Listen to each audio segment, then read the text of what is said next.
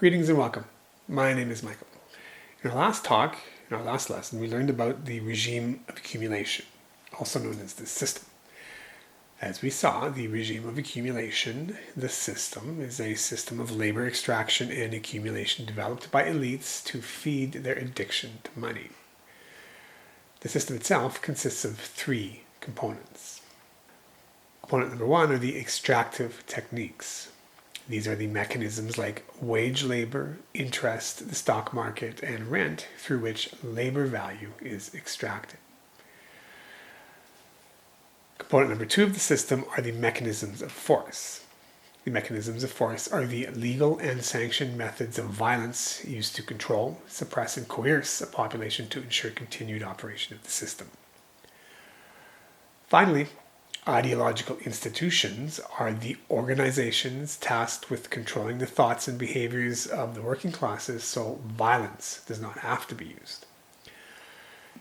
As we have seen, mechanisms of force and extractive techniques are relatively easy to understand. It's a little more challenging to understand ideological institutions. For that reason, in this talk and the next, we'll take a closer look at these institutions, what they are, and how they function. So, just what is an ideological institution and exactly how does it work? To answer these questions, let's first pin down what an institution is. An institution is simply a collection of human beings who come together with the intent to accomplish a specific goal or goals. Educational institutions accomplish educational goals. Military institutions accomplish military goals. Financial institutions accomplish financial goals. So on and so forth. An institution is a group of people who come together to accomplish a goal. Now, ideological institutions are just like other institutions. They are set up to accomplish a goal, and that goal is to maintain and reproduce the system. Ideological institutions do this by shaping your thoughts and behaviors in a way that makes it difficult for you to see the truth and easy for them, for the accumulating class, to insert you into the capitalist, into any regime of accumulation. You can see the shape and control function of ideological institutions quite clearly if you consider the educational system. The education system as we know it today was created not by humanists seeking to create a well-educated and informed citizenry, but by factory owners during the Industrial Revolution seeking to create a docile and compliant working class, willing to work hard in their factories. You see, before the Industrial Revolution, only the accumulating classes went to school. Only the rich and the powerful, only the elites. Artisans and farmers stayed close to their families, worked out of their homes, followed their own rules, and set their own hours. Unfortunately, this sort of independence wouldn't work in a factory setting. Factory owners needed workers who would show up on time, sacrifice their independence, follow factory schedules, take orders from a person they didn't know, and do the demeaning and fragmented work that was often required of them. People just didn't give up their autonomy and freedom to step into these exploitative and demeaning workplaces. And they certainly didn't want their children there either. Therefore, schools were set up as a place where members of the accumulating class could shape children into a compliant form suitable for insertion into the factory workforce. You can see this hidden curriculum of education, the true purpose of schools, the original purpose of education, quite clearly when you consider just how factory-like schools really are. When you go to school, you follow a strict schedule, just like in a factory or office cubicle. When you go to school, you sit still and work quietly for long periods, just like in a factory or office cubicle. When you go to school, you follow somebody else's rules, just like in a factory or office cubicle. When you go to school, you are taught to be silent, to sit in rows, and to listen and not question authority, just like in a factory or office cubicle. Do this for a dozen years or so, and eventually you come to think of this stultifying routine and unquestioning deference to authority as normal, and you happily and willingly graduate into the workforce. And note, schools do more than just shape behavior. Schools also influence how you see yourself and the world around you. Example, Schools teach you to value competition and high performance by publicly rewarding those who successfully compete and produce, and excluding or publicly shaming those who do not.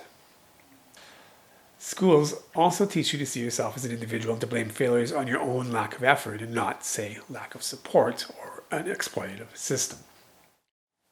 Schools also teach you to be intellectually dependent on authorities for the right answer, to leave home and set up independent life as soon as possible, and to pursue happiness through product purchase and not, for example, artistic expression, human service, and so on. And all this is good for the system.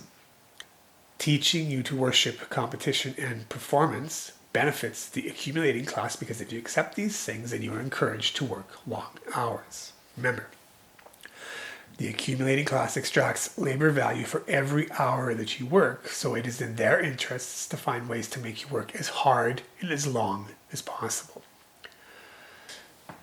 Teaching you to think of yourself as an isolated individual and training you to blame failure on your own personal failings is good for the accumulating class as well. If you think of yourself as an isolated individual and you blame yourself for everything that happens to you, even when it's not your fault, you will blame debt, poverty, and the struggle you go through as a consequence of your exploitation on your own lack of effort and talent, rather than a system rigged thoroughly against you.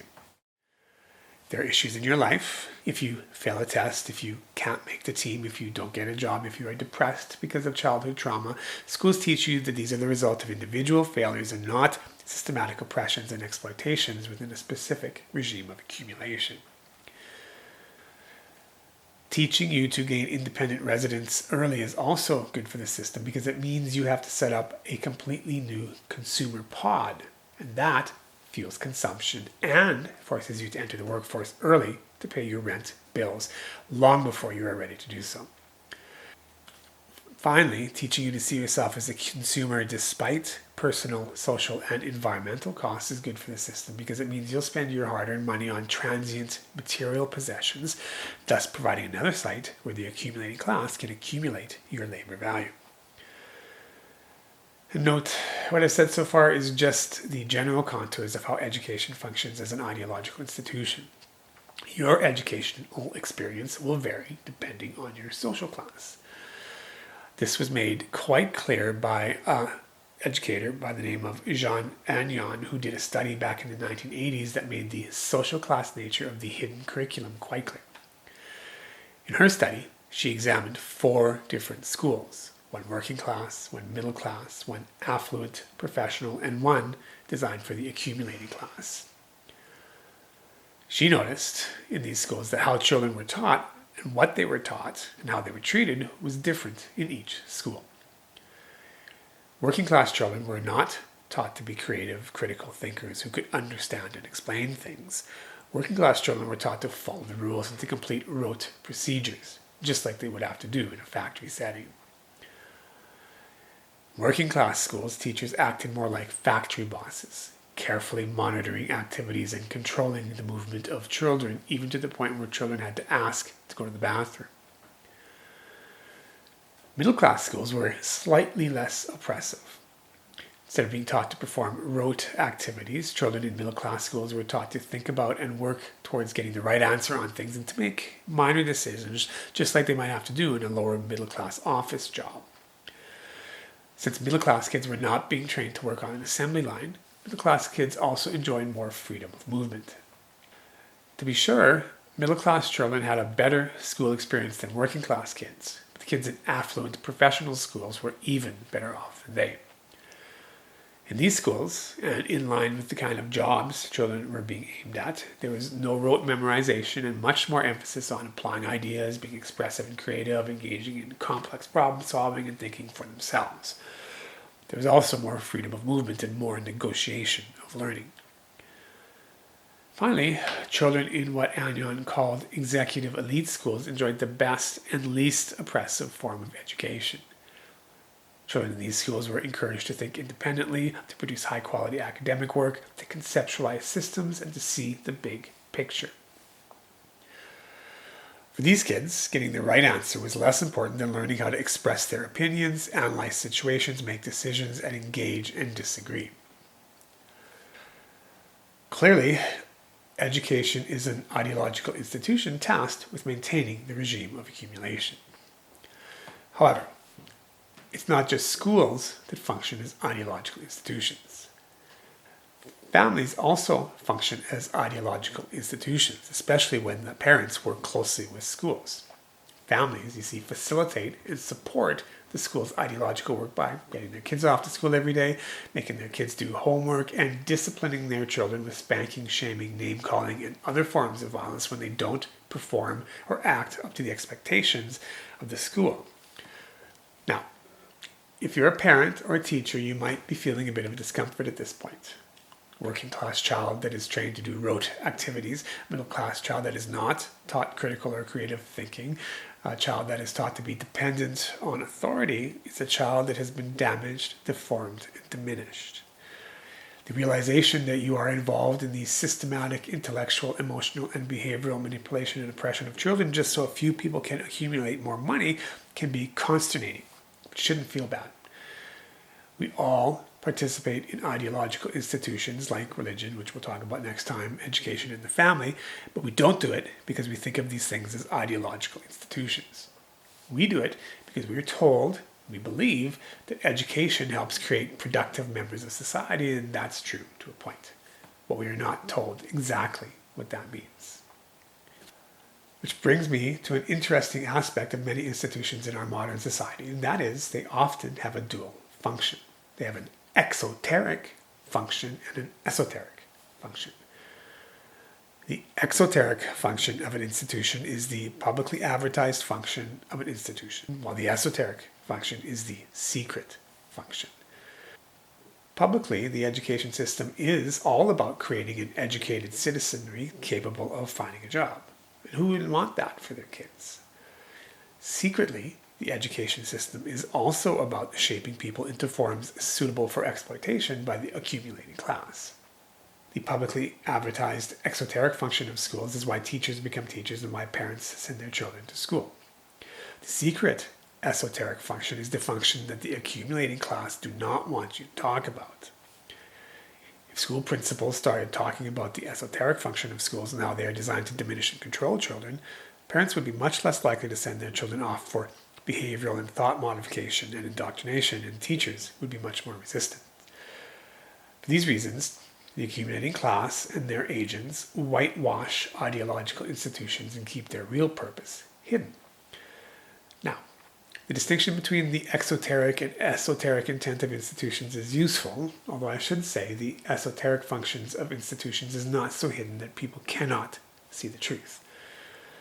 A lot of people, critical theorists, artists, musicians, and so on, know about the esoteric function of institutions like education, and they talk about it. Pink Floyd's The Wall album, for example, is all about how damaging and destructive the elite-designed family and educational systems really are. In this album, Roger Waters speaks extensively about the cruelty he experienced at the hands of his mother and his teachers, and the psychological and emotional impairments and damages he suffered as a result. Another great example of an artist seeing through the system is John Lennon and his song Working Class Hero. In this song, Lennon talks about the violence and profound damage done by the family and the educational system as together they churn out generation after generation of emotionally and psychologically stunted working class heroes. Now, education and the family are not the only ideological institutions designed to shape and control behavior.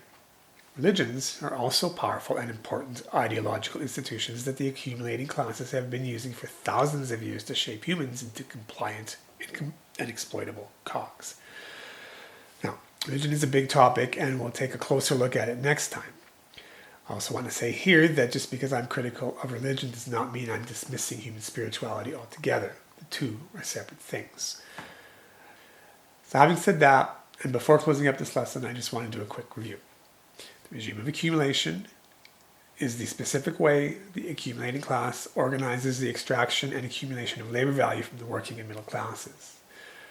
The regime of accumulation consists of three components: extractive techniques, mechanisms of force, and ideological institutions.